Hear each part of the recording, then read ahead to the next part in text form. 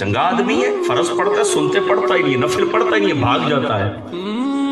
यूं ही मामूल था। एक दिन जुमे की नमाज बिशर आफी ने पढ़ी और फौरन सफे चीरते हुए निकल के जा रहे। उसने कहा आज बिशर के पीछे जाता हूँ। वो बिशर के पीछे चल पड़ा। बिशर आफी चलते नंगे पांव जा रहे हैं। एक कबाब वाले की दुकान पे पहुंचे।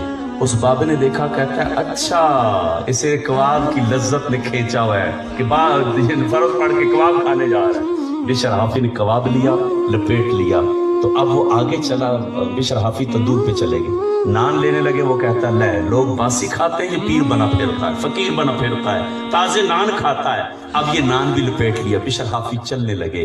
उसने कहा ये तो घर नहीं जा रहे, ये तो जंगल की तरफ जा रहे हैं। कहा अच्छा ये कहता होगा खुली फिजा में जरा मजे लेके खाऊंगा, मजे लेके खाऊंगा। जैसे मौलवी साहब मोटरसाइकिल ले लेना, उस्ताद मोटरसाइकिल के थ्रू आना है, क्योंकि उस्ताद तो इंसान तो समझते नहीं ना। हम तो कहते हैं उस्ताद के कपड़े में भी फटे हुए हों कपड़े और बेचारा बिल्कुल एक टाइम खाए बकिया खाए नहीं, ये उस्ताद हो नहीं।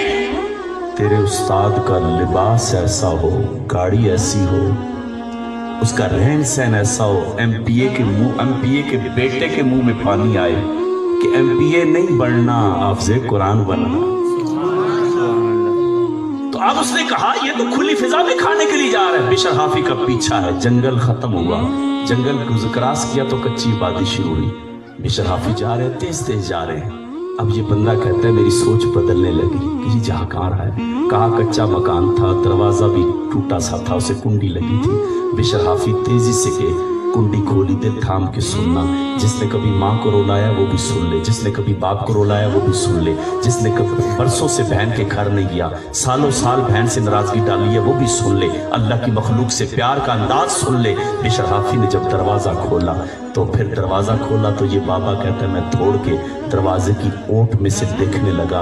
अंदर एक फालिज ज़दा आदमी बैठा था और उसके मुंह से राल टपक रही थी। बिशर हाफी ने अपना इमामा खोला और उसके चेहरे की राल जो है बिशर हाफी साफ करने लगे। वो बाबा कहते नहीं तो चीख निकल गई, ये चीख निकल गई। ये उस माजूर की मुंह की राल साफ अपने इमामे से कर रहा है। फिर बिशर हाफी ने नवाला तोड़ा, फिर नान से जब कबाब साथ लगा के उस बाबे के मुंह में डालने लगे। ये जुमला बहुत वजनी है, सुनिएगा। मुंह में डालने लगे। कहा बाबा नाराज ना होना, जुमा था, रश था, आने में देर हो गई है, मुझे तेरे भूख का एहसास है, अभी सुन्नतें भी पढ़नी है, अभी नफल भी पढ़ने हैं, मैं इसलिए दौड़ दौड़ के आया हूँ, जुमा था, रश की वजह से देर हो गई है, नाराज ना होना।